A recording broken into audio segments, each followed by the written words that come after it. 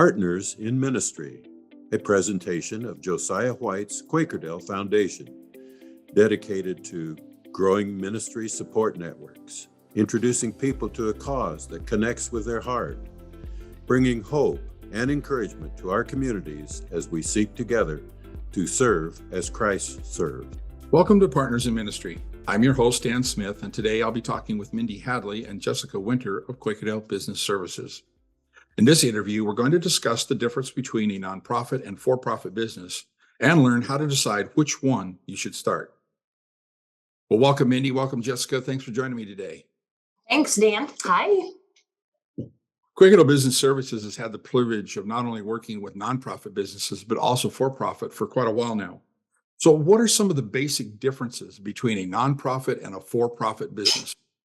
Yeah, one of the main differences between a nonprofit and a for-profit is the organizational structure. So your for-profit organization is designed to probably, sell goods or provide services to the community, and their main goal is to make a profit that they put in their pocket at the end of the year. Then that profit that they make, the revenue that comes in, is then taxed. You're subject to income tax from the federal government, and you're subject to state tax. And, you have forms that you have to fill out for taxes at the end of the year.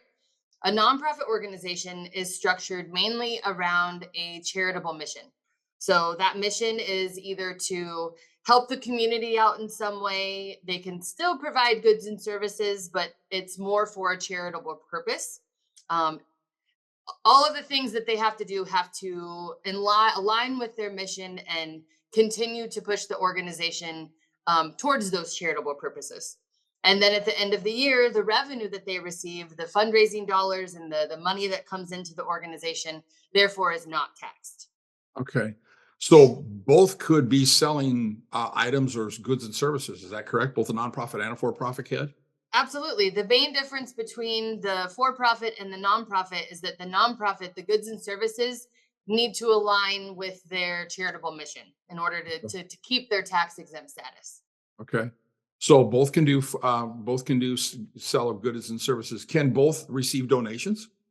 So there's a big difference between a for-profit and a nonprofit organization. Nonprofit organizations, they thrive off of receiving donations from individuals, from businesses, from grants. Those that come in then are tax exempt for other place for the donators. If you have a for-profit organization, people can still donate, but it's more like investing in the organization. And the money that comes into for-profit organizations, it's taxable for the organization, and it's also not a tax write-off for the individual that's donating. So big difference between the two. Yeah, but it could happen. So if I've got a piece of equipment or I've got some land or I've got some money and I want to go ahead and either invest or donate it into the business, I could give it to either one. The biggest difference is that I don't get any kind of a tax donation benefit from giving it to a for-profit business that I would from a nonprofit.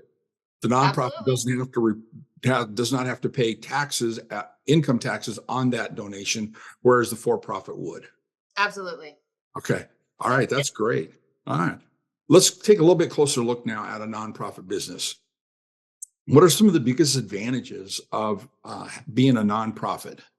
So Jess really touched on some of those already when she was talking about the nonprofit and the tax exempt status. You don't have to file income taxes at the end of the year like a for-profit business would. You still have to keep track of all your income and expenses because there is different reporting that you fill out for a nonprofit. It's just you don't have to file income taxes like you would so that's a main advantage. And she also talked about being able to receive donations and giving the donor a tax deduction form so they can file those on their income taxes. That would be another big benefit. And then also nonprofits can apply for federal grants and public grants. So that is a huge way that we get our funding, is that we can apply for grants to subsidize any salaries or other things that we need to do. Okay. So those are three pretty good advantages for a nonprofit. What would be some of the disadvantages then? Well, with the disadvantages, you know, for a for-profit, the profit's all yours. It's the nonprofit, it goes back into the organization. So if you're looking at making a bunch of money, that's your goal, then a nonprofit would not be for you. If your goal is to get lots of income and garner lots of wealth, then I would say a for-profit is more for you. And then another disadvantage of a nonprofit is your tax documents that you do file are public. So if somebody wanted to type in and look up a nonprofit, they can see all their what they've done throughout the year. And some people want to have it more secret than that, but yes, that's also public. Um,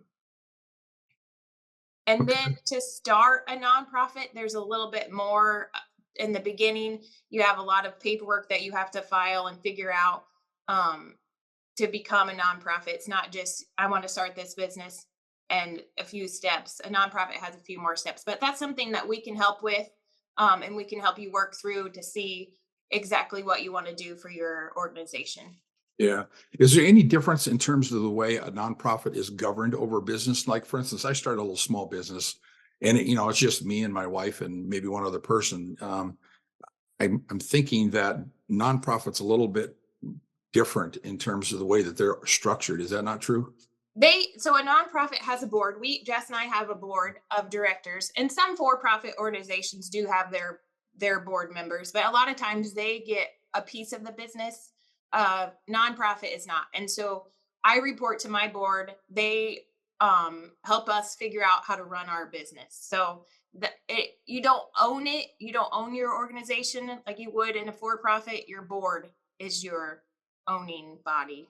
Okay. The governancing body. Yeah. Yes. So what are some of the advantages of being a for-profit business then? Yeah, so the number one advantage of being a for-profit organization is that you own 100% of your business. You are the person that is leading, you're the person that is, providing the goods and services. And at the end of the year, all the money, all the profit that you make from your organization comes right back to you. It's not it can be reinvested in your business, but it's not a requirement like in a nonprofit. Sure. And what would be a disadvantage then of a for-profit business?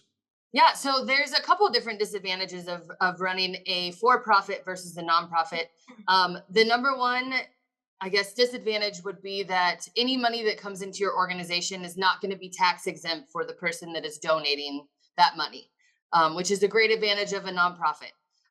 If you have somebody that wants to donate machinery, like you were saying, or if they want to, invest in your organization, it's going to be taxed on your end, and the person is also not going to be able to write that off on their own taxes. Another disadvantage of having a for-profit versus a nonprofit is also that, you're in the business alone. Like you're the person that is running it. You're the person that the whole organization depends on. Like the success or the failure of the organization is 100% you. Okay. You don't have that governing board that's there to help you, to assist you, to help make decisions. You're pretty much on your own. Sure. So let's say for a minute that I've got an idea of a business that I'd like to start. I'm not really sure whether it should be a for-profit or a nonprofit business. What would be one or two key factors that would let me know that I should either be a nonprofit or I should be a for-profit? I think the number one thing that somebody needs to look at is the amount of control that they have over their organization. If somebody's starting a new business and they have some form of, service that they would like to provide, they need to determine how much say they're going to have. So if you're wanting to go the nonprofit route, you need to look at, the board of directors that you're going to choose. And that board of directors is going to be a governing body for the organization. So the organization really isn't going to be 100% yours if you choose the nonprofit route. Okay. The board of directors is great for help, and they can be, great resources to help with the decisions of the organization. But the nonprofit organization is not really going to be 100% owned by the person that starts the business. Sure. Sure. So if you're looking to have a lot more control over your organization, you're probably looking at the for-profit route. Okay. Great. Well, I know there's a lot more involved with that, and I know we could go on a little bit longer, but I would encourage people, if they've got any more questions about this, to get a hold of you guys. So, hey, thank you so much for your time this morning. Really appreciate it. Thank you, Dan. Hey, if you've got any questions or if you'd like to learn more about Quakerdale Business Services, their contact information is here on the screen, or you can find it in the show notes of this episode on our website. On behalf of Quakerdale Business Services and Partners in Ministry, I'm Dan Smith saying thanks for joining me today. Until next time, let's get out there and serve as Christ serves. This has been a presentation of Partners in Ministry, a podcast of Josiah White's Quakerdale Foundation.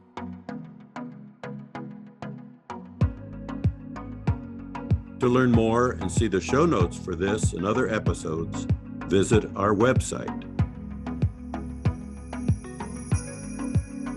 To stay informed of up and coming broadcasts, subscribe to our e-newsletter.